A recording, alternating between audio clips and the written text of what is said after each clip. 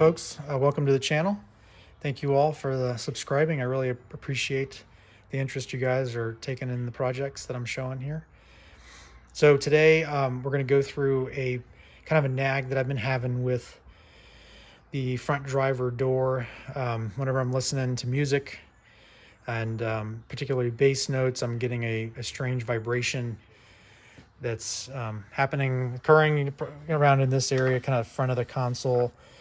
I found that if I push on it kind of with my knee, that it goes away. So I've done a little bit of an investigation and determined that it's not anything going on underneath this control panel. I thought it was there at first, but I have pulled that off and verified that nothing's going on there.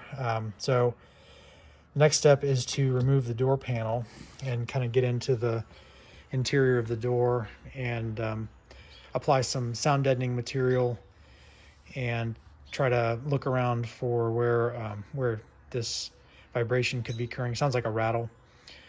Don't really have it in the other door or any of the rear doors either, so it's just kind of isolated to this for now. So this is the only one that I'll work on, but of course you could apply anything you do here to any of the other doors to get the same result.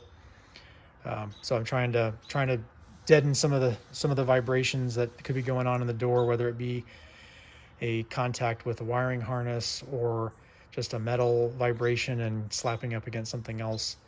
We'll try to calm some of that down so that I don't hear that when I'm listening to the music in the car. So that'll be today's project. Okay, the process to remove the front driver door panel should be the same on the passenger side. I've got this already kind of partially disassembled because I was learning myself how to take it apart.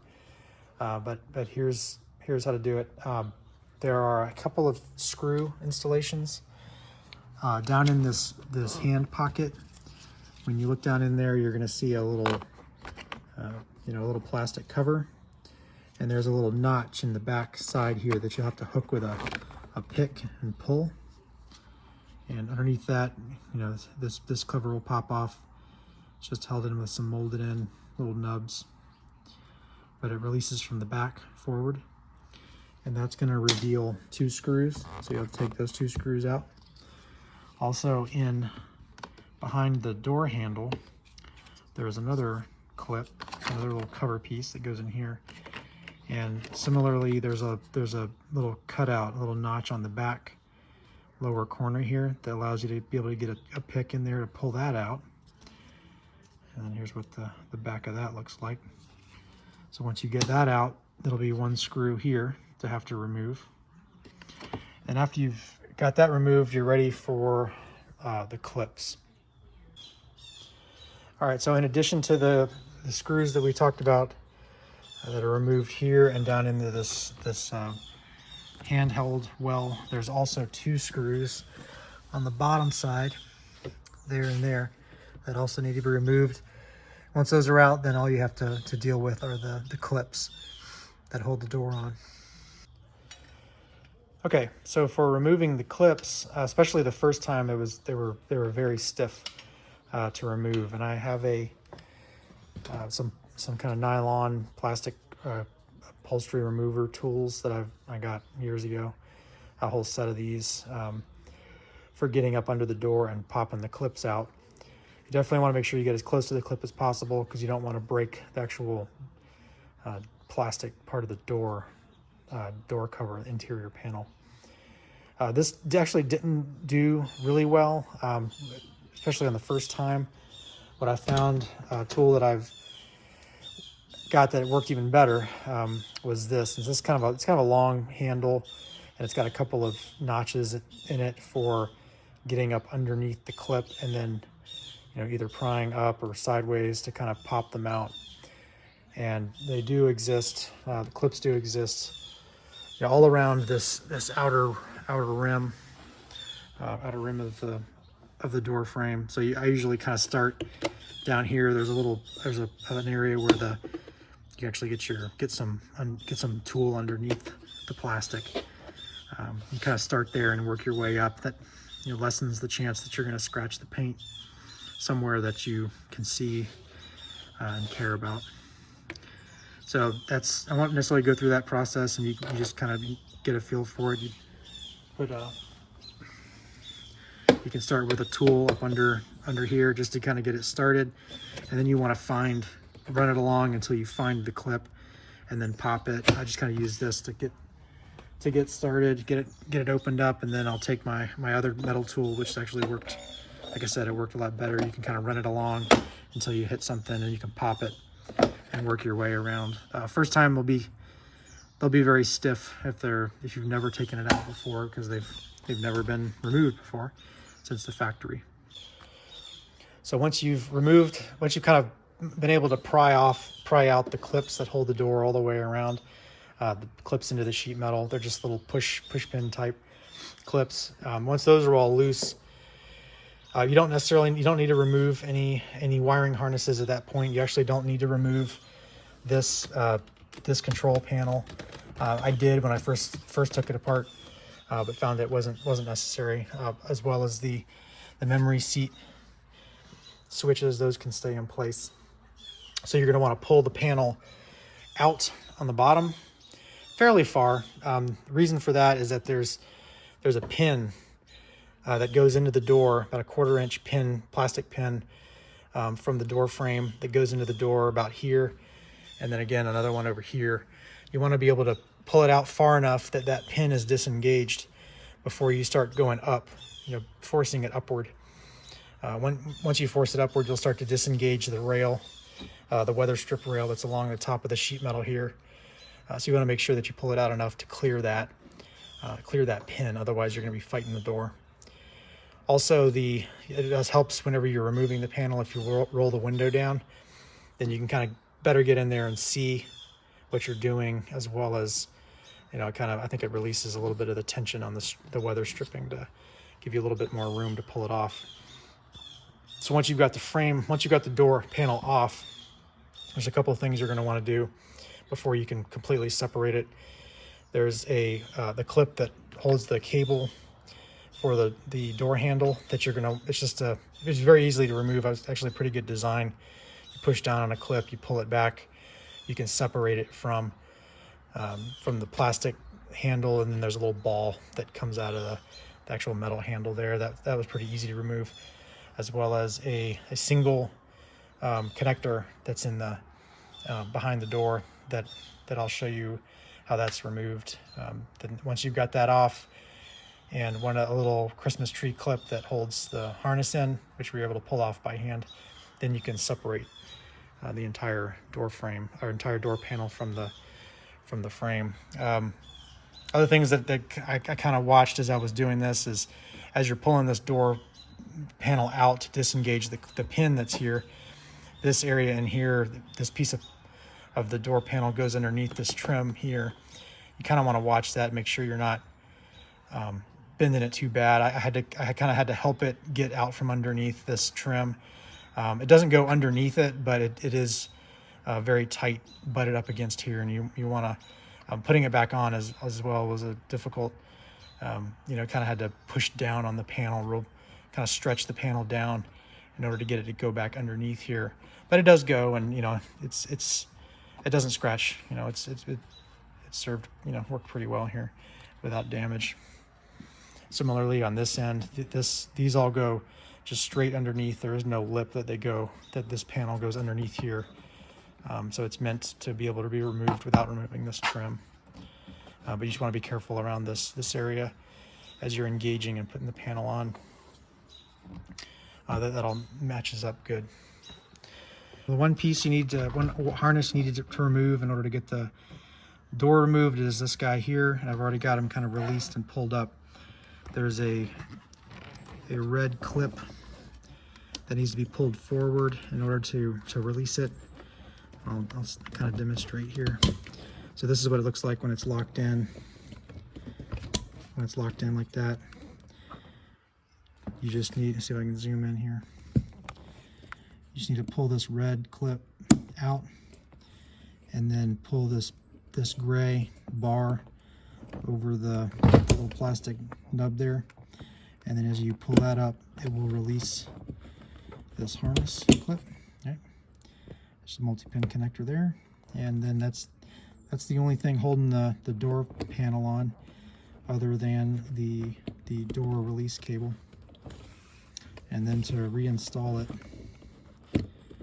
you should make sure this gray piece is pulled all the way up the lock.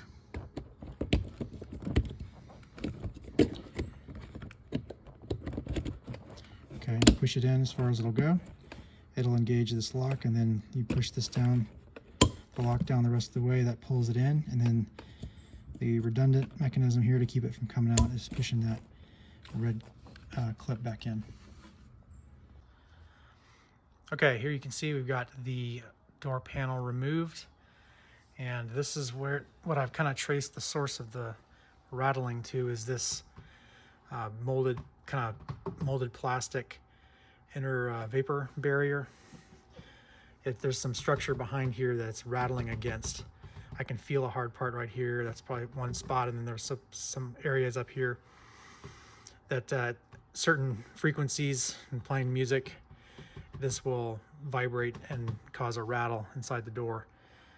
So what I'm going to go after here is to take this part of this off, see what's behind here, and install some Dynamat or felt tape, other whatever kind of options we've got to try to dampen that sound. Okay, so this little shield is connected to the door, or it's kind of glued onto the door with some rubber adhesive that's remains flexible, almost like tar. So the best I've been able to see right now for kind of getting this off without stretching it all over the place is just to peel up a little bit, and then take a razor blade and just cut along the seam as you go. I'm just using a straight razor here to kind of cut along as you're peeling it back some, and it seems to let go pretty good. And then it's sticky enough that once you made it back up and push it back together, it'll re-adhere to itself. So that should allow us to reinstall the panel entirely and get it back to where it was before. So some observations when taking this sheet off. There are some areas where the bead of the adhesive was applied, but it never made contact with the metal. So it's just a workmanship error, I guess, when they were putting this on. Whenever I put this back on, there's still some tack here. I'm gonna try a heat gun just to kind of heat up this sealant so that it'll get adhere back to the door. But cutting, just kind of like I said, cutting the adhesive with a razor blade along the way does pretty well to kind of remove the sheet, and I think we'll be able to get it adhered back as we go. There's also a bracket here that I didn't mention that's has 2 screws that's gonna have to be removed in order to get the sheet off as well. So we're gonna remove that too. Feels like it's just in a couple of speed nuts or sheet metal nuts here. So we'll get that off. Okay, so we've got the sheet off the door here. You can see I was gonna kind of leave it kind of hanging, hinged on, just to make sure we get it on back in the same place, but I decided to take it completely off because there are some locating features here and in the door there. And there's one other one on the back here, a smaller hole, as it goes into this little molded nub. So that'll allow me to kind of be able to put it back on in the same spot, so I wasn't too worried about it. So I took the whole thing off then. And so here's what the inside of the door looks like. I've got the window rolled down right now. I need to roll that up to be able to continue to work in there, but you can kind of see what the inside of these doors looks like. Got our door lock mechanism there. The window motor is there, and the regulator. It's like a plastic piece, looks like it's cable driven. Here's those little nuts that we used that held on that bracket. I'll have to tighten that up. And you can see the speaker enclosure. What I plan to do here, I'm gonna get this window rolled up, is up inside, you know, I got some sound deadening material I'm gonna add to the door here to reduce the vibrations for that. Since I'm in here now, I'm gonna put that in. I'm gonna trace around all these high spots here that touch the plastic panel, and either put in some sound deadener in there, you know, possibly, and I got some felt tape I'll put on there as well to kind of reduce that vibration noise. But this is kind of what it looks like. It's pretty solid. There's nothing here that really vibrates by itself mechanically. I think it's pretty much all happening from that vapor barrier. So what I'm going to be installing in the door here is Dynamat Extreme. This is a product I've used on some other vehicles I've had, and works very well to dampen the sound and any vibrations from stereo installs and whatnot. So it comes with 4 sheets in this particular kit of, see if I can get it out here. 4 sheets of the stuff. You just cut it, just gets cut with scissors or a razor knife. 4 sheets about this big. So this is meant for a 2-door installation, but I just kind of use it as needed, kind of universal. So what I'm gonna do is get some of these pieces cut there to go up inside the door. It's kind of hard to see. I got a flat here, and then there's another flat kind of back here where there's a piece of factory. There's a piece of factory damping material there, just a small square. So I'm gonna increase that, and I may put a couple pieces down to this channel too, and maybe some on this brace here. And so I'll get that cut out and put on real quick. It's just peel and stick. So we'll come back and see how that looks. Here's a little tip I'm going to show you kind of as I'm getting this Dynamat installed. I've got, you can see kind of back in there where I've got a piece, and I've cut it. It's 12 by 18 is what I've got it cut to right now. But a tip that I'll say to do is when you get a sheet of it that you want to install somewhere in the back where you don't have access is not great. You don't want it just sticking to everything on the way in as you're trying to install it. So what you do, you just kind of peel this backing paper, just peels off. This backing paper peels off here, and you can kind of see that exposes the adhesive. But a tip is just to take and peel off a few inches of backing paper and leave it. Fold the backing paper back and leave it, and then that'll allow you to kind of fish in the large piece back here, only having, like, I've just had this leading edge exposed, and once you've got it located where you want it, you can go ahead and push down the adhesive that you've got exposed. And then it makes me hard to see with the camera here. See if I can get back in here.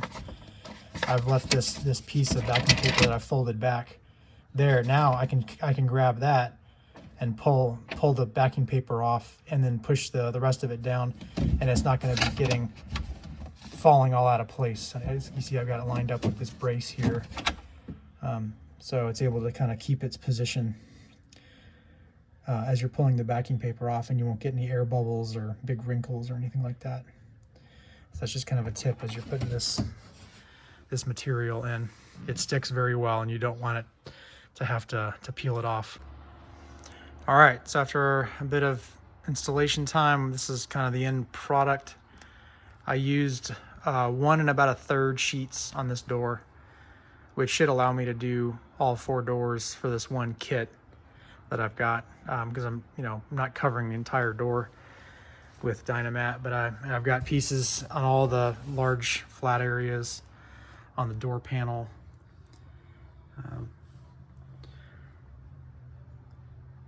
Including a piece down behind the speaker down there in the door, a couple on these braces to try to quiet them down a little bit, and then in here. So this is definitely quieter, nothing's really ringing.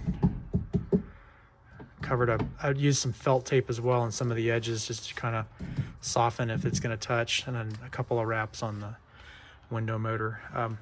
I know the sound I was hearing was kind of coming from this general vicinity, so I've got got plenty of things there, but I've also got on the front and the back of this brace, because it's kind of the longest beam here that could vibrate. All right, so I think that's got it. I'm gonna put the vapor panel back on here, and we'll start to do a reassembly. Okay, here's the door with the panel reinstalled. Remember, there are two locator knobs, one small one here and a large one here, that go into corresponding holes in the sheet metal. That allows you to align it up very easy. So I've already done a sweep of frequencies on the, just found an app on the phone so I could hone in on what frequency is actually creating the vibration, and it seems to have solved the bulk of it. Certainly up here, there's not really anything going on. At some lower frequencies now, at around 45 hertz or so, I'm getting a little bit down in here, but it's really not too bad. I put a small little piece of Dynamat folded back on itself to kind of stick to this vapor barrier right around in here. I was hearing a little bit of slapping, but I think once I get the door panel put back on, that should kind of muffle out the rest of it. So a couple of words about the door panel. The door panel does go on. It's just very similar to any other door panel I've ever taken off on a door like this, where the top of it hooks over the top of the metal frame here. You got to be careful a little bit with this piece of trim. There's a piece of the door frame that has to overlap that, and so you just got to be careful about scratching here. So just be aware of that. But on the front piece too, the door panel kind of goes underneath this lip and around it on top here. So in getting this kind of lined up and engaged as you're putting the panel on, will kind of help you with difficulty. Also taking it off, this is kind of the spot that was sticking the most whenever I was removing the panel. So just gotta be aware of those two areas, but you should not have to take off either of these trim pieces in order to get the panel on and off.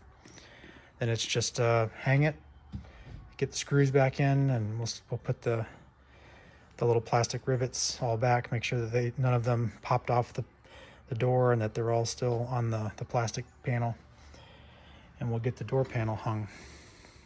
All right, so that's how you take the door panel off on the driver's side, and also showing how at least how I combated some vibrations I was getting when listening to the stereo, and got rid of a rattle in the door. So now I'll just put the screws back in, and I'll replace all the cover plates, and we'll be done. Thank you for watching.